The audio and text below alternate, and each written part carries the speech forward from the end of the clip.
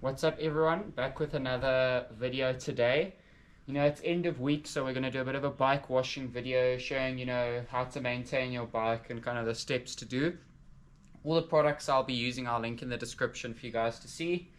So yeah, it's good to keep maintenance of your bike after a long week of training. So first thing we're going to do is just get the water running in the pressure washer. We have a bike specific pressure washer so it doesn't blow all the grease and stuff out of the bearings. Next thing we're going to do is we're going to attach the snow foam lance to the pressure washer. So we'll just remove this piece from the pressure washer. We will attach the there's just the snow foam lance.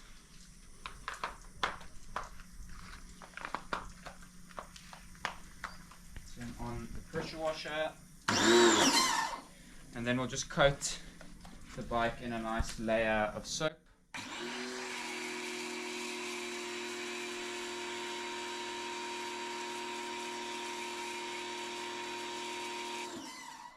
Now move to the other side and do the same thing.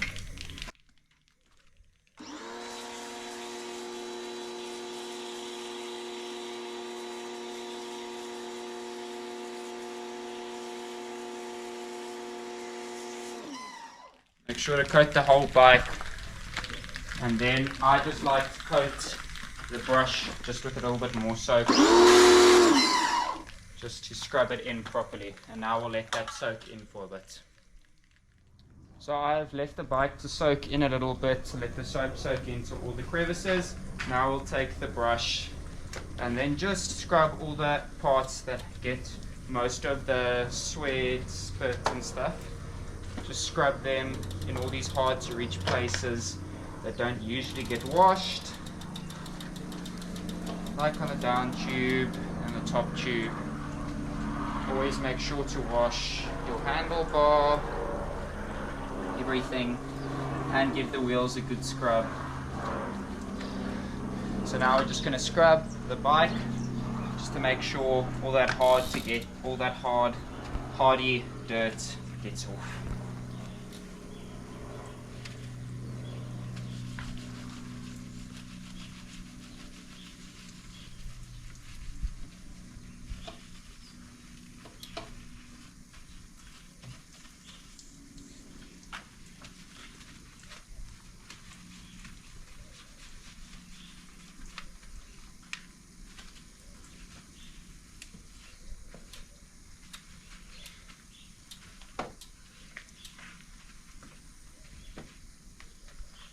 Now we'll take the pressure washer. I've already attached the bicycle specific end to it there, and then we'll just spray off all the soap.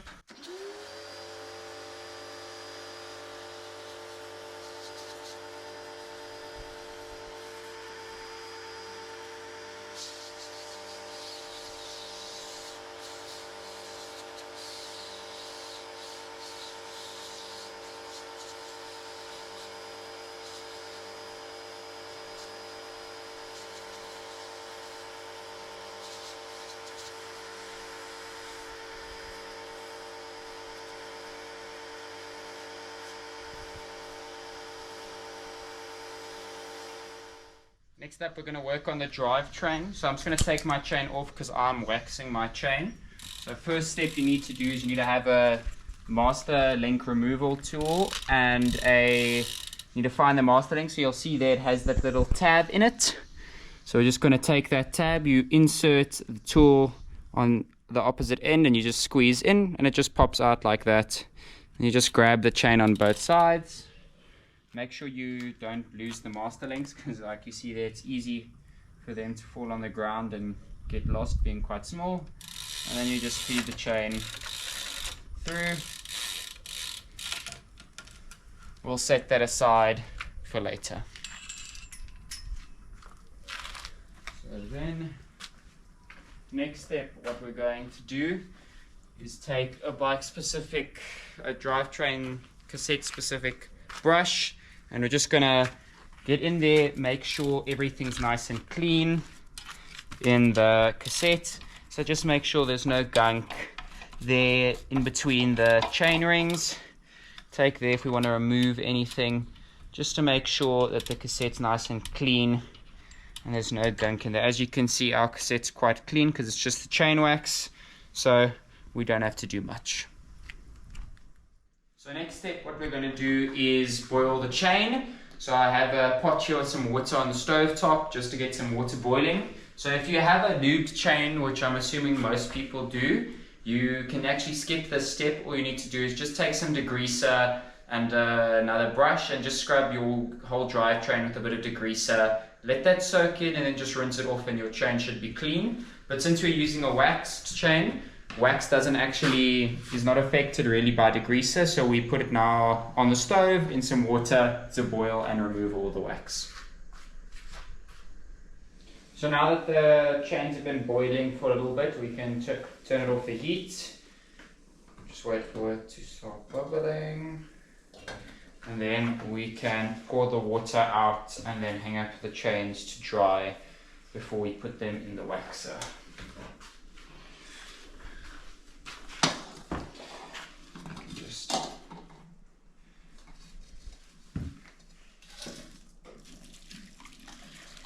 Pour that out.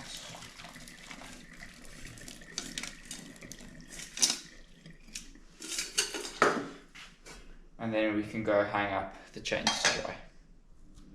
Okay, so we've got the wax heated now. So I use the Absolute Black Graphene wax. It's quite a fast one. So all we're going to do now is we're going to lower the chain in and make sure it's fully submerged for about 15 minutes. Swish it around every now and again just to make sure it gets in between each and every one of those individual links. And then yeah, just leave it for 15 minutes and then we can take it out and leave it to dry.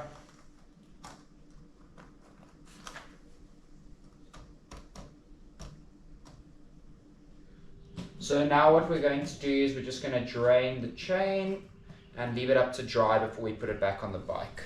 So I'm just going to take some pliers here. I just use what you should do is just leave and let it drip back into the wax pot so that you don't waste too much. So just once it's done kind of drip drying, then you can I'll use just a paper clip. Just feed a paper clip through and leave it in somewhere that can get a little bit of wax and get a little bit dirty. So I'll just feed it up here in the garage and then just put it up to dry for a bit. It should take about 10 to 15 minutes. So the chain has dried now. So as you can see, it's actually quite rigid still. So what you actually need to do is break each and every individual link. So you can just run it through your hand like this, just to break loose those thick clumps of wax and keep it running smoothly. So you can see you just run it through your hand like this, just to make sure each and every link is broken and to get those thick clumps of wax out. Now all we need to do is take the chain, put it back into our cassette and chainring up front.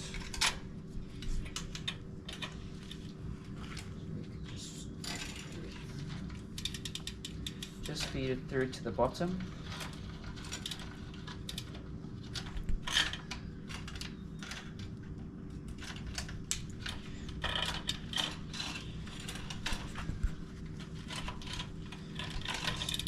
Just like this. Feed it through the pulley wheels.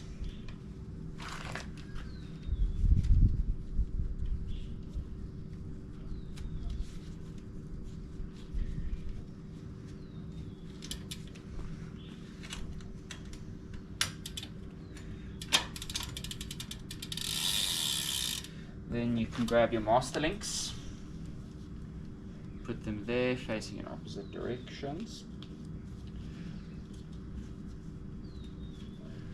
You can reattach them for the most part by hand, and then you just use the tool to lock it in place. You bring them close together, you squeeze, and you take your master link tool, you put it on the other side, opposite ends, and you just push open. and it locks into place. So then we can just run it through, just to make sure it's running smoothly, shift through each gear to make sure everything is running nice and smooth.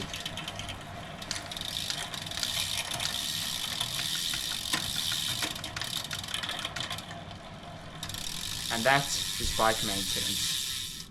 So please like and subscribe if you want to see more content like this. Hit the bell icon there to make sure you don't miss out on any of our future videos.